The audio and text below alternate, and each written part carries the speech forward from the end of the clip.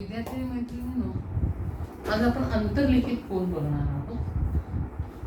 मी काल तुम्हाला एक हे दिलं होतं की वर्तुळ काढायला सांगितलेलं होतं आणि त्या कोणाची मापं पण एक जीवा दिली होती, बरोबर आहे. आणि त्यावरून तुम्हाला मापं काढायला सांगितली होती. मला वाटतं ती तुम्ही काढलेली आहे, बरोबर आहे. आणि त्याच ह्याचा आपण वापर करून आपण आता अंतर्लिखित कोनाचा आपण अभ्यास करणार आहोत. आता समजा हे वर्तुळ आहे, या वर्तुळामध्ये कोन आहे.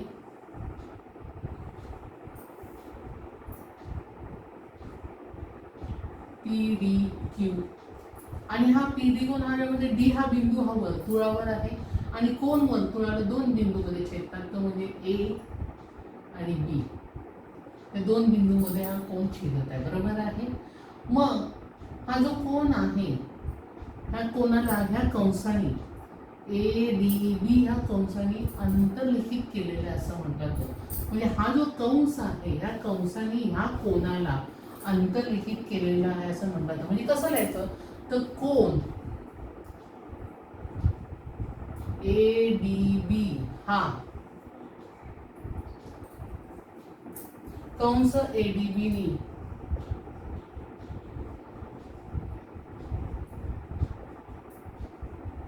अंतर्लिखित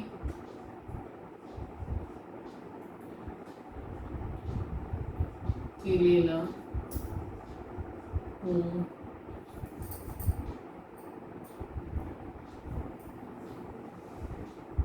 होणार. एक मिनिट,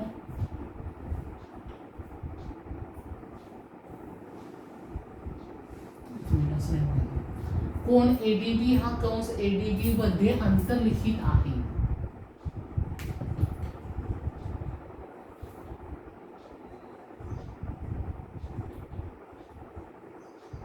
असं वाचायचं.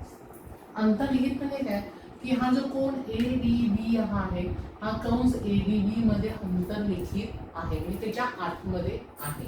आता समजा ह्या कोनाच्या अंतर्भागामध्ये हा कंस आहे, समजा ए एक्स बी, बरोबर आहे. मग हा ज्या कंस आहे, या कंसाला म्हणतात आंतरखंडित कंस. कोणता कंस म्हणतात? आंतरखंडित. म्हणजेच काय, कोन ए डी बी नी कंस ए एक्स बी ला अंतरखंडित केलेला आहे असं म्हणतात. म्हणजे कोन ए डी बी ने कंस त्याच्या आतमध्ये आहे, ए एक्स बी ला अंतरखंडित केलेला आहे.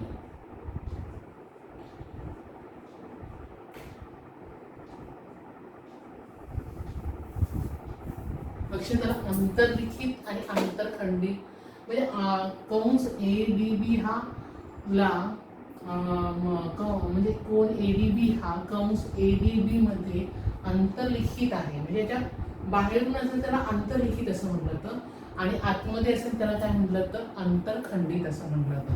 फरक लक्षात तुमच्या आला असेल. बाहेर जर असेल तर अंतर्लिखित, आणि अंतर्भागात असेल तर त्याला म्हणतात तर अंतरखंडित. आता ह्याच्यामध्ये आपण एक प्रमेय बघणार आहोत, ते म्हणजे अंतर्लिखित कोनाचं प्रमेय. हे बऱ्याच वेळा परीक्षेला विचारलं जातं. आता हे अंतर्लिखित कोनाचं प्रमेय काय आहे?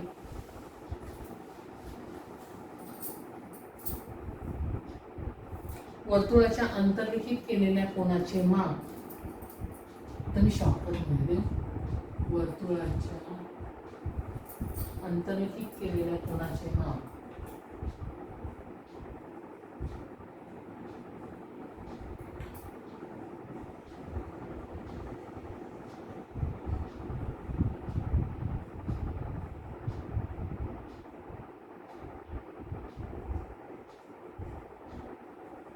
कोनाचे माप त्याने अंतरखंडित केलेल्या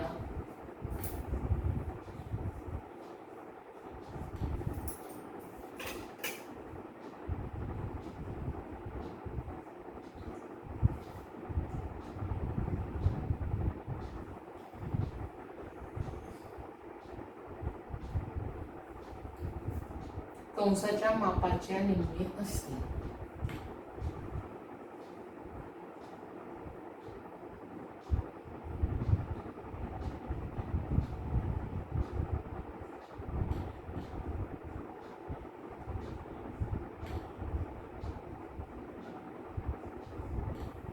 हे आपलं प्रमेय आहे. आता काय प्रमेय? अंतर्लिखित कोना वर्तुळाच्या अंतर्लिखित केलेल्या कोनाचे माप त्यांनी अंतरखंडित केलेल्या कंसाच्या मापाच्या निम्मे असतात. आपण आकृती काढूया.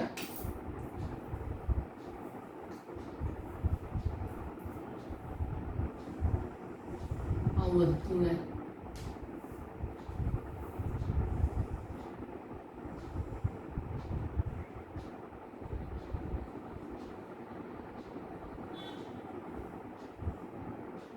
केंद्र आहे.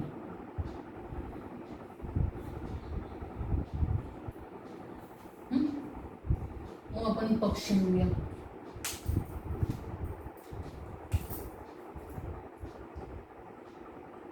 नेहमीप्रमाणे ओ केंद्र असलेले वर्तुळ आहे.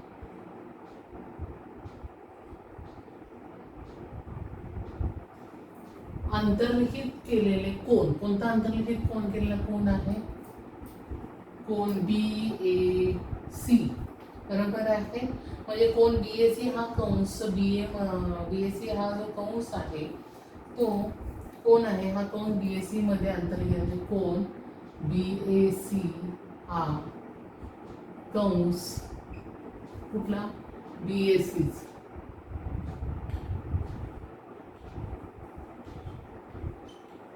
काय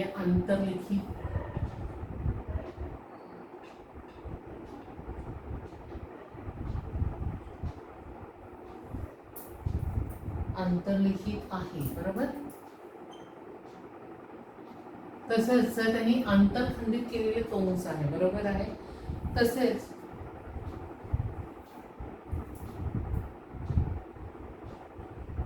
कोन BAC ने कंस कोणता अंतरखंडित केलेला आहे? BDC हा अंतरखंडित केलेला आहे.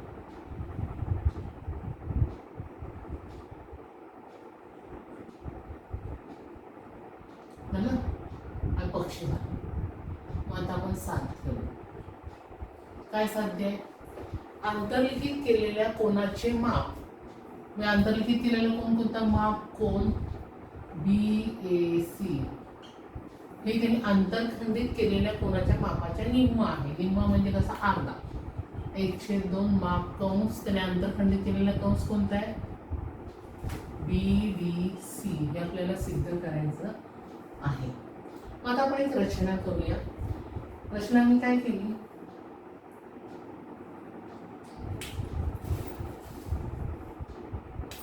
हे जे ओ केंद्र आहे, या ओ केंद्रातून एक जाणारी मी एक रेषा काढलेली आहे आणि ती वर्तुळाला E बिंदू मध्ये छेदते.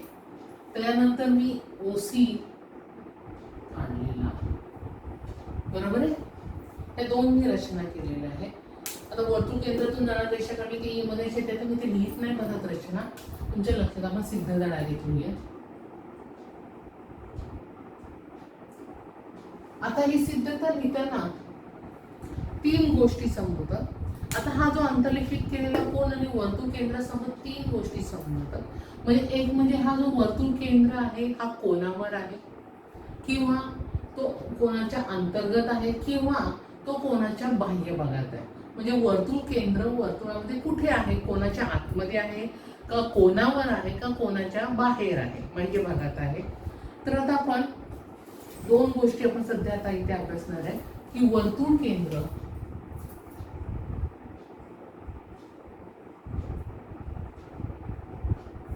हा एक कोनावर आहे आणि दुसरं कोनाच्या अंतर्भागात.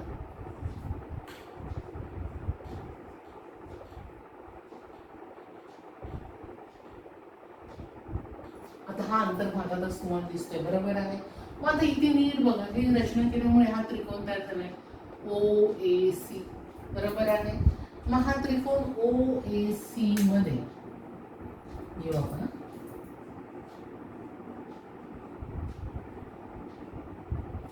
हा बघा, OA आणि OC एकरूप आहे, एकाच वर्तुळाच्या त्रिज्येत.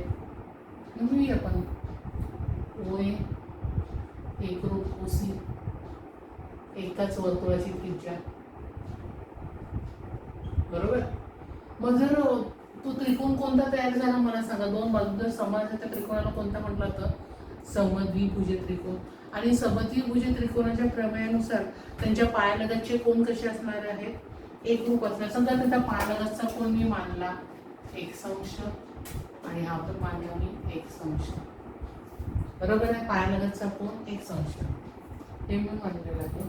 म्हणजे त्याचा होईल कोण OAC बरोबर कोण OCA बरोबर x अंश समद्विभुज त्रिकोणाचा प्रमेयानुसार.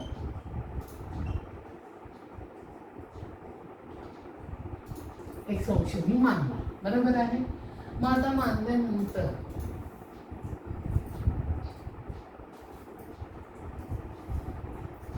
आता नीट बघा ह्या EOC हा त्रिकोणाचा बाह्य कोन आहे. बरोबर आहे. आणि बाह्य कोनाचं माप हे त्यांच्या बाह्य कोनाचे माप जे असतं त्याच्या अंतर्गत असलेले दोन्ही कोनाच्या मापाच्या बेरजे इतकं असतं. बरोबर आहे. दूरस्थ अंतर कोनाच्या बेरजे इतकं असतं. मग हा जो कोन EOC हा बाह्य कोन आहे.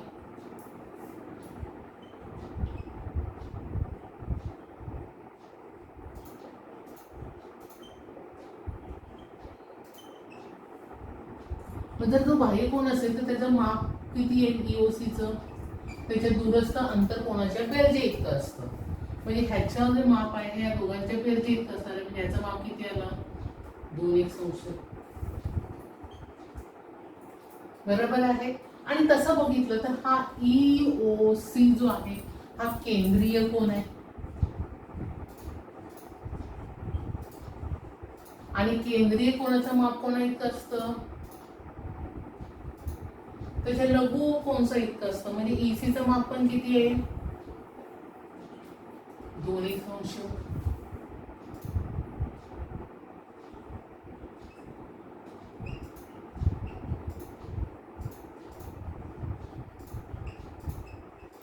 म्हणजे ह्याचं 2x अंश असं मिळालं आपल्याला. बरोबर आहे. आता नीट जर तुम्ही बघितलं तर एचं माप x अंश, त्याने आंतरखंडित केलेला कोन ECचं माप 2x अंश. म्हणजे आपण असं लिहू शकतो ना की माप कोन EAC हे ECच्या अर्धा आहे. बरोबर आहे. अर्ध कंस माप कंस EC. बरोबर ना. हे 2x आहे आणि हा x आहे. मग या कोन A चं माप त्या कंसाच्या बरोबर अर्धा आहे. बरोबर आहे. त्याचप्रमाणे जर समजा आपण हा OB जोडला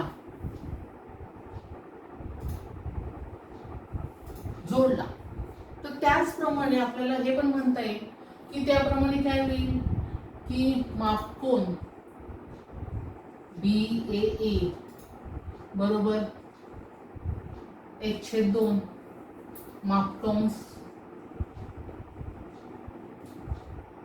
BE असं पण आपण म्हणू शकतो. जर ते जोडलं तर त्याचं पण असंच येईल. तर ह्या दोघांची समजा आपण बेरीज केली, समीकरण 1 आणि समीकरण 2 ची बेरीज केली. बेरीज करूया. माप कोन BAE प्लस माप कोन EAC बरोबर 1/2 माप कंस BE अधिक 1/2 माप कंस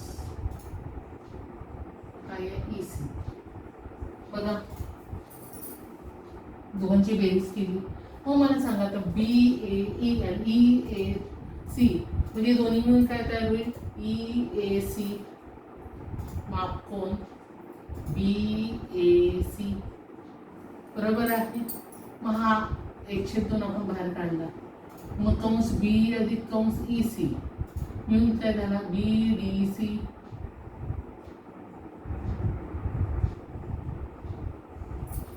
झालं ना, झालं सिद्ध. पण हे सिद्ध केव्हा झालं, जेव्हा वर्तुळ केंद्र कोनावर किंवा कोनाच्या अंतर्भागात असेल तर. पण समजा वर्तुळ केंद्र जो आहे हा कोनाच्या बाह्य भागात असेल तर मग काय, म्हणजे आता हे आपण कोणाच्या अंतर्भागात किंवा कोणावर, तर कोणावर पण होतं आणि कोणाच्या अंतर्भागात पण होता. आता कोणाच्या बाह्य भागात असेल तर हे पुसते जरा, मला जाणार लागेल. आता हे सूत्र राहू दे. जर कोणाच्या बाह्य भागात असेल तर आपली आकृती बदलेल, बरोबर आहे. आकृती बदलून समजा आपण बाह्य भागात पाहूया.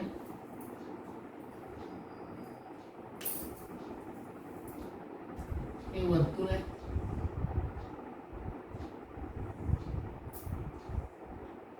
वर्तुळ केंद्र, हा कोन BAC आहे, आणि त्याला वर्तुळ केंद्राच्या बाह्य भागात आहे. मग इथे पण आपण एक रचना करूया की हा O केंद्रातून जाणारा आपण मगाशी आपण रेषा काढली होती आणि ती त्याला A मध्ये छेदलेली आहे असं आपण रचना केलेली आहे, बरोबर आहे. आता रचना केल्यानंतर कोण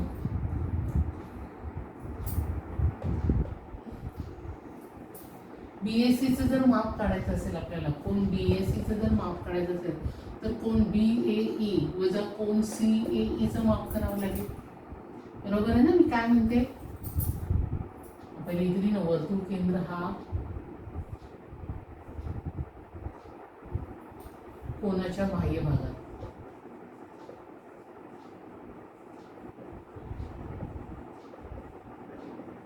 मग आपण ती रचना केलेली आहे. मग मला सांगा, जर कोण BACचं जर माप काढायचं असेल तर आपल्याला काय करायला लागेल, कोण BAE वजा कोण CAE करावं लागेल, बरोबर ना. बघा नीट, मग आपल्या मगाच्या सूत्रानुसार कोण BAEचं माप जे आहे ते ह्या कंसाच्या बरोबर कसं असणार आहे, अर्धा असणार आहे. म्हणजे 1/2 माप कंस काय येईल, BCE वजा 1/2 माप कंस.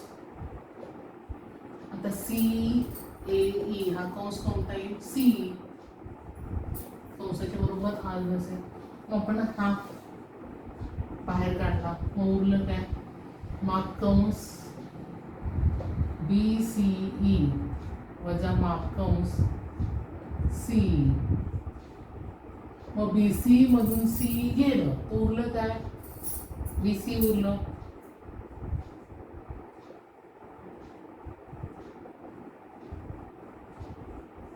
झालं सिद्ध. मला वाटतं तुमच्या लक्षात आलं असेल मी कसं सोडवलं ते. हे प्रमेय बऱ्याच वेळा परीक्षेला विचारलं जातं, गाळ्याला जागा किंवा कदाचित पूर्ण प्रमेय देखील विचारलं जाणार आहे, कारण परीक्षेला विचारलं जाणारं प्रमेय आहे. ते तुम्ही पाठ करायचं आहे. थँक्यू.